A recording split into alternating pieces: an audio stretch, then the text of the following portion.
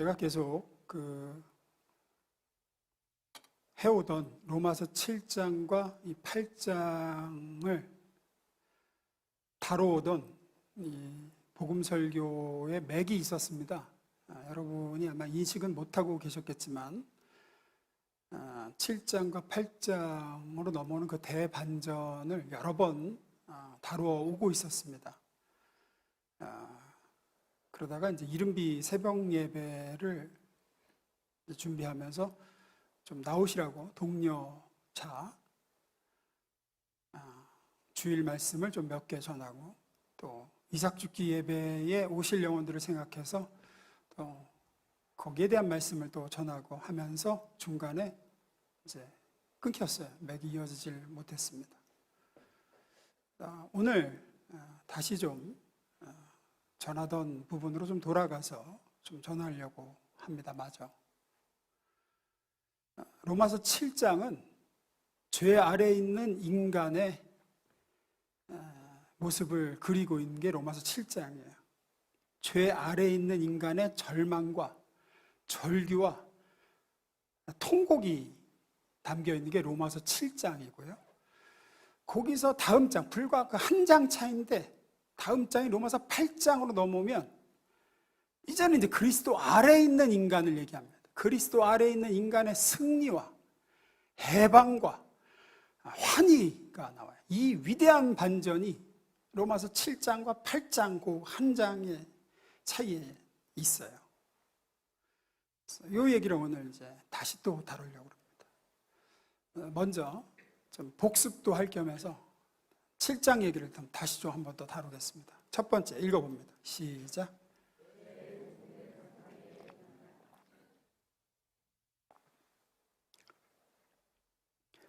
우리 모두의 조상 아담이 선악을 알게 하는 나무의 열매는 먹지 말아라 하는 하나님의 명령을 거역하고 그 나무의 열매를 먹었습니다. 창세기에 나오죠.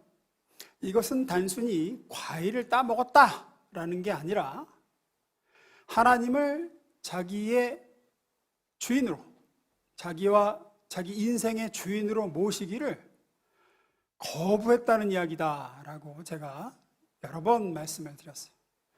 하나님 참 쪼잔하시지 뭐 과일 하나 먹었다고 그렇게 에덴에서 내쫓고 말이야.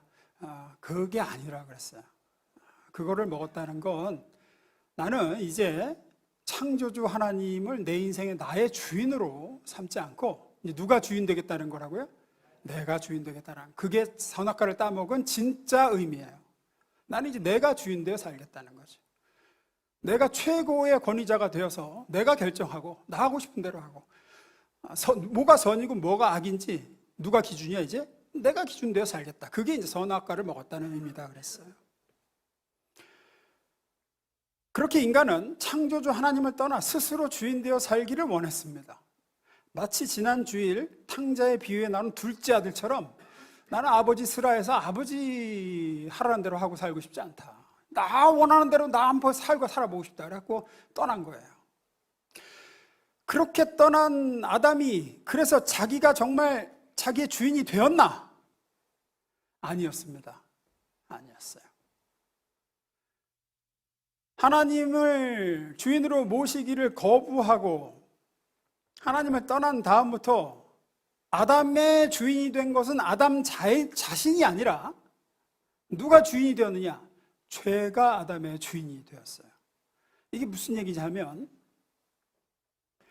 아담은 하나님을 거역하고 자기가 주인이 되어 자기가 원하는 대로 살고자, 자기 욕망대로 살고자, 욕심대로 살고자 했는데 그래서 자기가 주인이 됐느냐? 아니었습니다.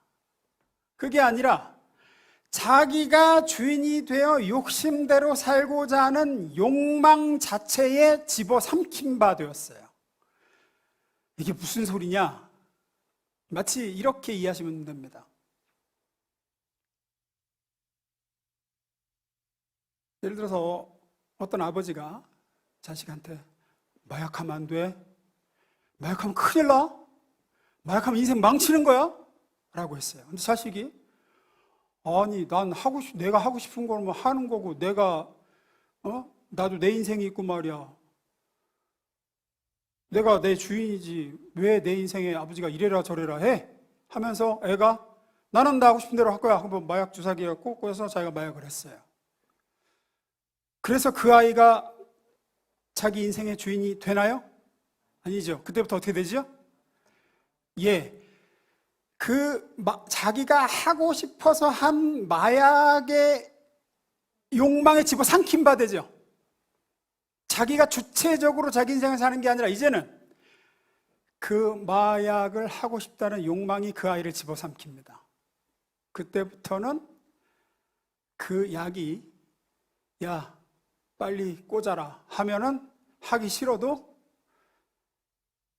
그 마약이라는 욕망이 이끄는 대로 어느 순간 자기도 모르게 주사바늘을 꽂고 있는 자기 자신을 보게 되죠. 아담이 그렇게 됐다는 거예요. 죄라는 욕망이 아담을 다스리기 시작하는 겁니다. 하나님을 주인 삼지 않고 내가 주인 되어 살겠다라고 하는 욕망 자체가 아담을 지배하게 됐습니다. 그게 죄의 종되었다라고 하는 거예요. 그때를 기점으로 모든 아담의 후손으로 태어난 인간은 전부 그런 상태예요. 죄의 노예, 죄의 동된 상태. 그 욕망의 노예로 태어나 욕망의 노예로 살다가 욕망의 노예로 죽습니다. 나가 하고 싶은 대로 하고 살겠다라고 하는 욕망에 집어삼킨 바 된 상태. 로마서 7장에는 그런 인간의 처지, 죄에 매여 있는 노예 상태의 인간, 죄에 종된 인간의 모습을 사도 바울이 자신의 경험에 비춰서 아주 잘 기록해 놓은 게 로마서 7장이에요.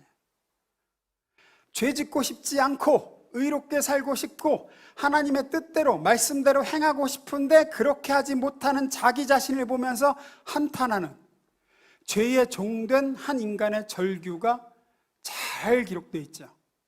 다시 봅니다. 로마서 7장 15절 읽습니다. 시작.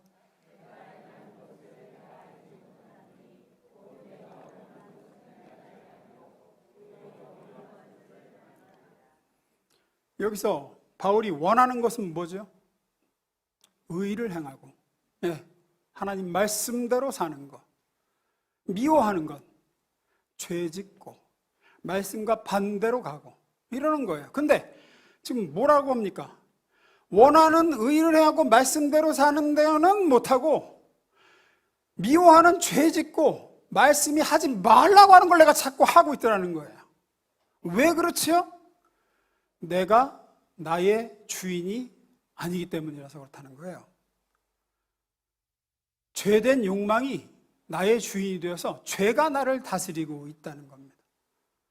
아무리 내가 원한다 치더라도 원하는 대로 하는 게 아니라 죄가 나를 지배해서 죄가 시키는 대로 내가 할 수밖에 없는 존재더라, 이 얘기를 지금 하고 있죠. 이게 죄 아래에 있는 인간의 모습이죠. 이건 달리 이렇게 표현할 수도 있습니다. 우리가 몸살에 걸리거나 독감에 걸리면 몸의 체온 조절 기능이 망가지죠. 그래서 예를 들면 건물로 따지면 히터가 나와야 될 때 몸에서 에어컨이 나오죠. 무슨 얘기인지 아시죠? 에어컨이 나와야 될 때 히터가 나와. 그래서 막 지금 열이 펄펄 끓는데 어떡합니까? 더 막 하고 막 이렇게 하죠. 예. 그리고 막 오히려 막 지금 더 껴입어야 될 때 막 벗어 끼고 이게 망가진 거죠. 기능이 망가진 거죠. 마치 예를 들면 자가용이 도난 경보장치가 고장난 자가용처럼 이게 울려야 될 때 안 울리고 가만히 멀쩡한데 이게 빽빽대고 울리고 막 이러는 거죠. 이제 이러는 거예요. 개로 따지면 도둑을 보고는 꼬리치고 막 배를 들어놓고 주인 보고 막 짖는 거예요. 주인 보고. 죄에 종된 인간이 그런 겁니다. 선한 것을 보고는 끌려야 되는데 선한 것은 안 끌려. 의로운 것에는 싫어. 이게 망가졌어요. 이 시스템이. 그리고 악한 것을 보고 물리치고 죄된 것을 보면은 꺼려줘야 되는데 그거에 혹한 거예요. 이게. 하나님 하지 말라 그러면은 하고 싶고 이게 망가진 거죠. 왜? 죄가 우리의 주인이 되어버린 상태의 인간은 그렇게 된 겁니다. 18절, 내 속 곧 내 육신에 선한 것이 거하지 아니하는 줄을 아노니 원함은 내게 있으나 선을 행하는 것은 없노라. 사도 바울이 얘기합니다. 죄 아래에 있는 인간이 어떠냐? 자기 속에 선한 것이 주인으로 자리 잡고 있는 게 아니라 뭐가? 악한 것이 주인으로 자리 잡고 있습니다. 그런데 중요한 얘기를 해요. 중요한 건 이 악한 본성이 주인으로 자리 잡고서 뭐를 가로막느냐? 행동을 가로막아요. 생각하고 소원하고 바라는 것까지는 안 막아. 말씀대로 살고자 하는 소원을 품을 때까지는 괜찮아. 약한 본성인, 죄된 본성인 주인이 그래, 마음은 먹을 수 있지. 괜찮아. 의롭게 해봐야지. 의롭게 살아야지. 이런 결심을 하는 것까지는 괜찮아. 근데 그런 결심과 마음은 얼마든지 가질 수 있어요. 그러나 행동으로 옮기려 할 때는, 잘 보세요. 내 속 곧 내 육신에 선한 것이 거하지 않은 줄 아노니 원함은 내게 있어요. 원하는 것까지는 괜찮아. 근데 선을 행하는 것은 안 돼요. 가로막아요. 행동으로 옮기려 할 때는 언제나 결심대로 마음대로 안 됐습니다. 내 안에 있는 주인인 죄가 그걸 가로막습니다. 선한 행동을 못하게, 결심대로 못 살게 만들어요. 19절, 내가 원하는 바 선은 행하지 아니하고 도리어 원하지 않은 바 아니하는 바 악을 행하는도다. 이렇게 내가 원하는 것을 못합니다. 못하는 것을 하나 더 나가 이제 뭘 하라 그래요? 악하고 죄된 걸 하라고 만들어요. 죄가 나의 주인입니다. 나는 종입니다. 종은 자기가 좋아하는 것을 할 수 있습니까? 없습니까? 못하죠. 오늘은 도서관 가서 책을 좀 읽어야 되겠다. 마음은 먹을 수 있어요. 마음은 오늘 도서관 가서 책을 좀 읽어야 되겠다. 오늘 좀 친구를 만나서 좀 얘기 좀 나눠봐야 되겠다. 소원은 가질 수 있어요. 바람은 가질 수 있어요. 그래갖고 이제 나가려고 그래. 나가려고 집을 나가서 도서관 가야지. 나가려고 그러면 주인이 가로막습니다. 어디 가냐? 저 오늘 도서관 가서 책 좀 보려고 그러는데요. 무슨 소리야? 논에 가서 김매. 그러면 어떻게 해야 돼요? 종은 자기가 품은 소원과 마음대로 행동할 수 있습니까? 없습니까? 못하죠? 왜? 매여있는 존재입니다. 주인이 시키는 걸 할 수밖에 없습니다. 자기 소원대로 행동 못하죠. 이것이 죄의 종된 인간의 상태임을 얘기하죠. 20절입니다. 읽습니다. 시작.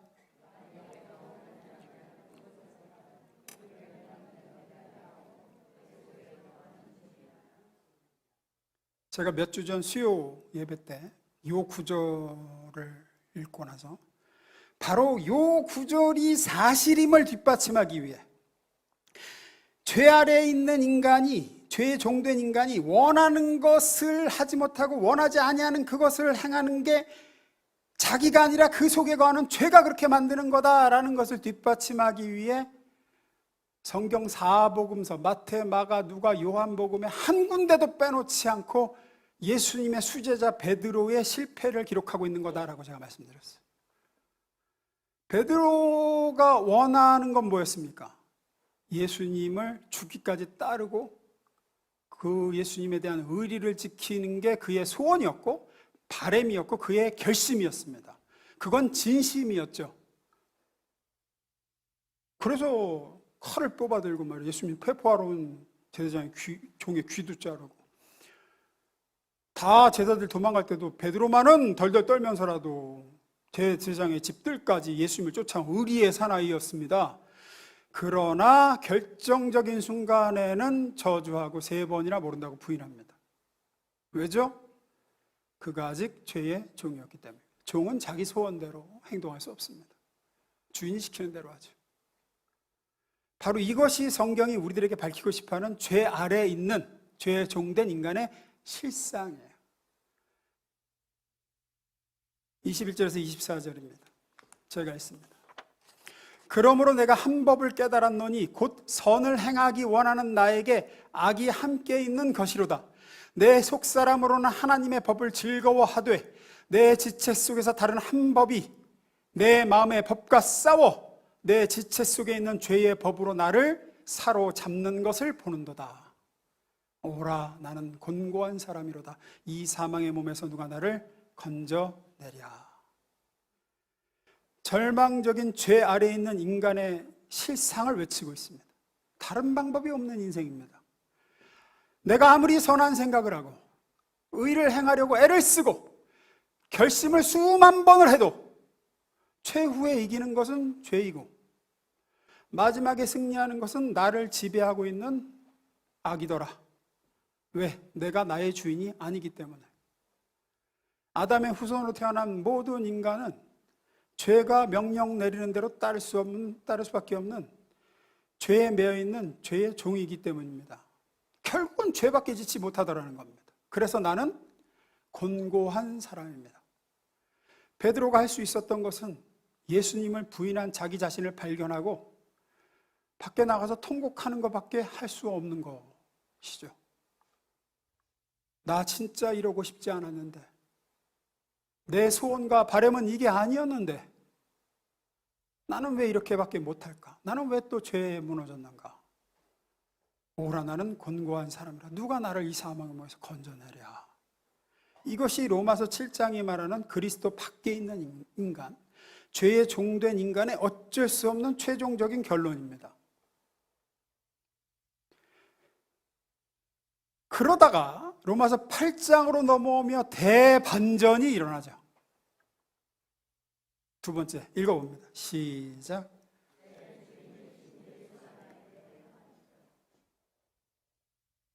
이제 8장에 넘으면 이런 답이 없는 인간을, 죄 아래, 죄에 종된 인간을 구원하시려고 하나님의 아들 그리스도 예수께서 인간이 되어 오셨음을 얘기합니다. 그분은 아담과 달리 하나님의 법을 한 번도 어긴 바 없이 온전히 순종하신 분이요, 하나님의 거룩한 기준에 완벽하게 부합하신 의롭고 정결하신 하나님의 아들이십니다. 그분이 인간이 되어 이 땅에 오셨죠. 그렇게 오신 예수 그리스도를 아버지 하나님이 그 아들 예수에게 무슨 일을 하셨느냐? 우리가 다 알다시피 하나님은 자기 아들 예수의 그 의롭고 정결하고 흠없음을 우리에게 주시고, 우리가 창세 이래 저지르고 위반한 모든 죄와 더러움과 아버지를 반역한 그 악은 죄 없는 아들 그리스도 예수에게 덮어씌워 벌하셨다는 거죠. 로마서 8장 3절이 그걸 얘기합니다. 읽어봅니다. 시작.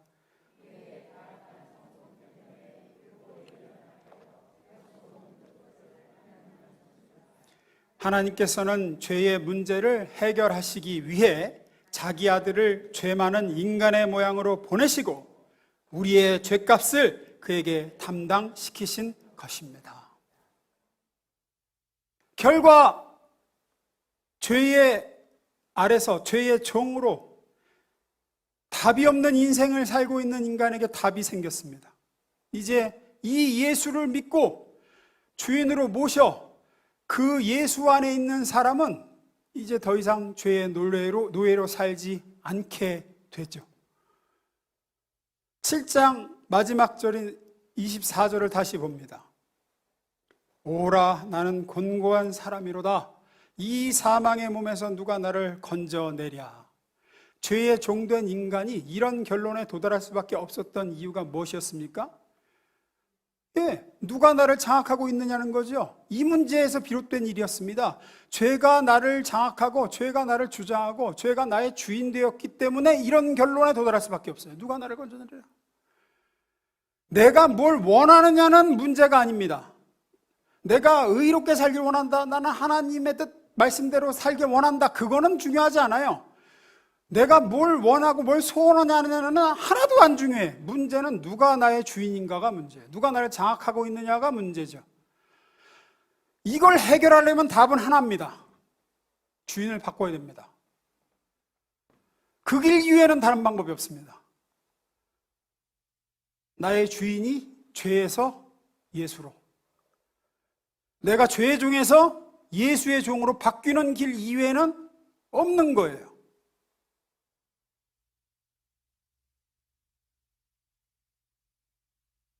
어떻게? 예수를 나의 구주요, 나의 주인으로 믿고 모셔드림으로써 우리는 죄의 종에서 예수의 종으로, 나의 주인이 죄에서 예수로 바뀐다고 성경은 얘기하죠.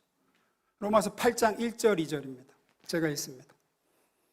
그러므로 이제 그리스도 예수 안에 있는 자에게는 결코 정죄함이 없나니 이는 그리스도 예수 안에 있는 생명의 성령의 법이 죄와 사망의 법에서 너를 해방하였음이니라. 이제 누가 우리를 장악하고 있다는 겁니까?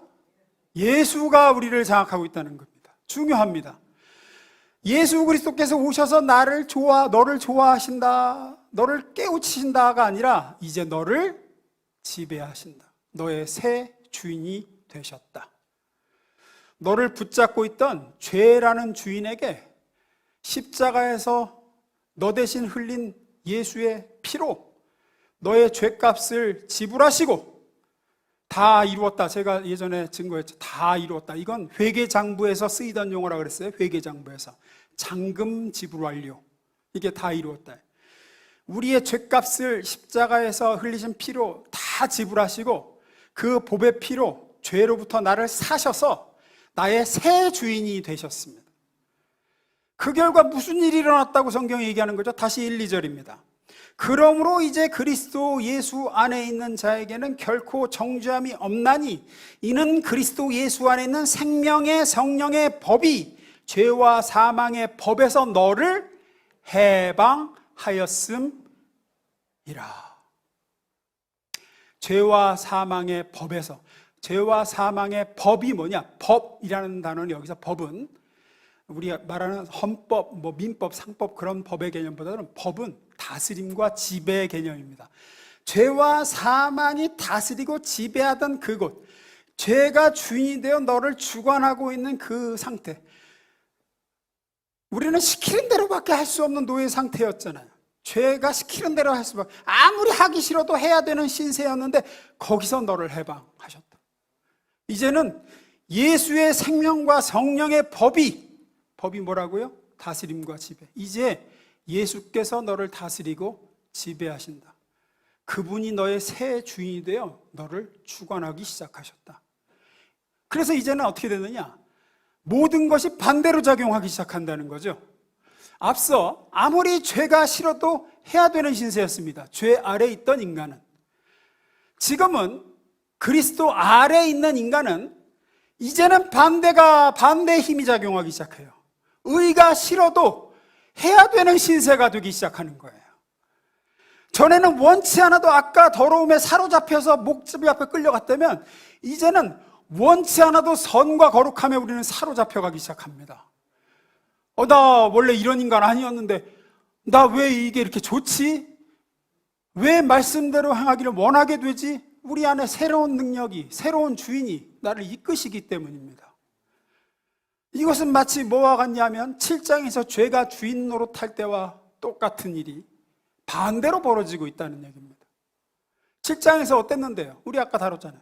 내가 소원해도 뭐를? 의를 소원해도, 하나님의 뜻을 행하기를 소원해도, 베드로를 예를 들었죠. 그리스도를 따르기를 소원은 있고 바람은 있었고 결심도 마음도 있었는데 베드로를 장악하고 주관하고 다스리고 있던 죄가 베드로가 원하는 대로 하지 못하게 끌고 가더라. 이게 7장이었죠. 그때 우리가 선택권을 가지지 못했습니다. 근데 이제 예수 안에 있는 구원이란 뭐냐? 새 주인을 모신 성화란 뭐냐? 이게 반대로 뒤집어지는 겁니다. 구원받기 전엔 죄가 왕노릇했듯이 이제는 그리스도께서 우리 안에서 왕노릇하기 시작하셨습니다. 이걸 복음이라고 하고, 이걸 은혜라고 하고, 이걸 구원이요 성화라고 하는 겁니다. 그때 우리를 죄가 불순종 아래로 사로잡아왔다면 이제는 우리를 예수의 영이신 성령께서 은혜와 거룩과 순종으로 사로잡아 오시기 시작합니다. 7장 18절입니다. 읽습니다. 시작.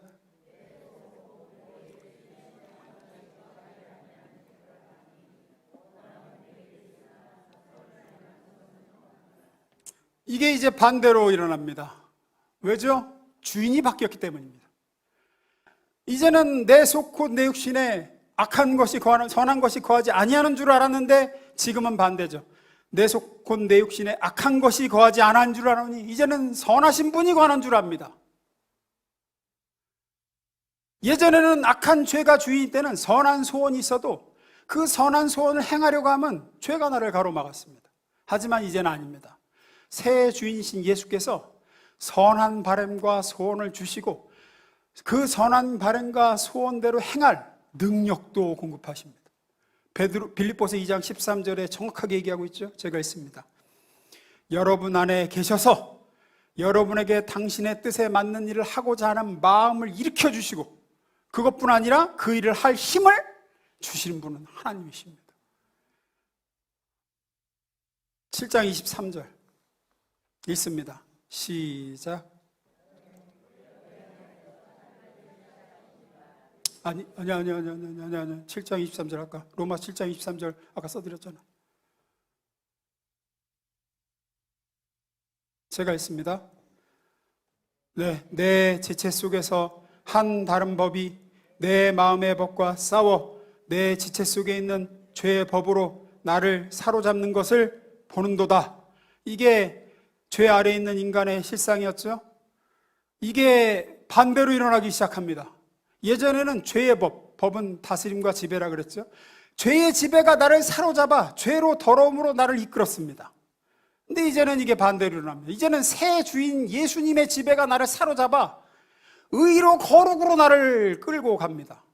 악을 행하려고 해도 죄에 계속 거하려고 해도 안 돼요. 왜?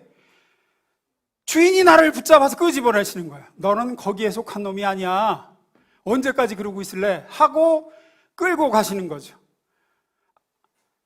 새의 주인이신 예수께서 가로막으십니다. 때론 책망하시고 그래도 말 안 들으면 패시고 패도 정신 못 차리면 정신 차릴 때까지 더 패십니다. 맞아보신 분은 알 겁니다. 내 안에 주인이 예수인지 죄인지 저는 잘 모르겠는데요. 간단합니다. 앞서 말씀드렸죠. 종이 자기가 좋아하는 것을 할 수 있습니까? 못해요. 여러분이 한번 해보세요. 죄의 소원과 바램은 가져보실 수 있을 겁니다. 마음은 먹을 수 있으실 거예요. 그러나 행동으로 옮기려고 하면 여러분의 주인이 예수님이면 가로막으실 겁니다. 가로막으실 거예요. 그리고 계속 그러면은 매를 드실 겁니다. 매를 드실 거예요. 일단은 마음이 무거워져요. 우리가 죄에 자꾸 거하고 우리 주인을, 우리 안에 계신 새 주인이신 예수님을 거스르면 마음이 무거워요. 여러분, 우리 이렇게 죄책감이나 심지어 이렇게 우리가 신앙생활하다 실패해서 막 마음이 절망감이 들고 그런 것도 사실은 우리가 새 주인이신 예수의 종이기 때문에 생기는 감각이에요, 그게. 안 그렇습니까? 여러분이 예수를 모르고 예수님의 종으로 살지 않는다 그러면 괴로울 게 없어요. 야, 남들은 안 그래? 야, 다들 그러고 살아. 뭐 더 놈도 많아. 이게 뭐 이렇게 죄라고, 이게 무슨 죽을 죄라고. 하지만 우린 그렇지 않죠. 남들이 문제가 아닙니다. 내 안에 계신 주님 앞에 부끄러운 게 문제죠. 당장 주님과 교제가 막힌다는 느낌 들고, 당장 기도가 안 되기 시작하고, 당장 내 영혼의 호흡이 답답해지는 그 기분이 들기 시작합니다. 이게 바로 내 안에 예수님을 주인으로 모셨기 때문에 가지는 참 복되고 복된 감각인 줄로 믿습니다. 이렇게 새 주인이신 예수님의 목줄이 잡혀서 변화되어져 가는 과정을 성화라고 합니다. 물론 시간이 걸리는 일이죠. 하루아침에 한꺼번에 이게 한꺼번에 다 일어나는 건 아닙니다. 또 내가 할 일은 하나도 없이 그냥 가만히 있어도 이게 알아서 다 된다, 이건 아닙니다.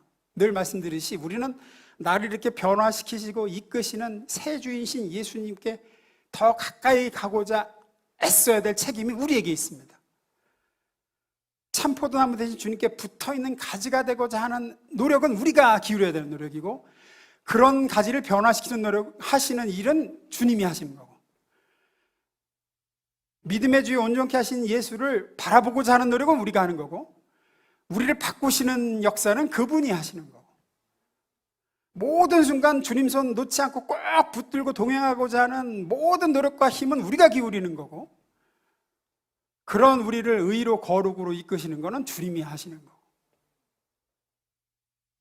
그렇게 우리가 힘써야 될 일을 하면 그분이 우리를 이끌어 죄에 대한 입맛은 점점 사라지게 하실 것이고, 나를 사로잡아 의와 거룩의 길을 걷게 하시며 그리스도의 장성한 분량에 다다르게 하실 줄로 믿습니다.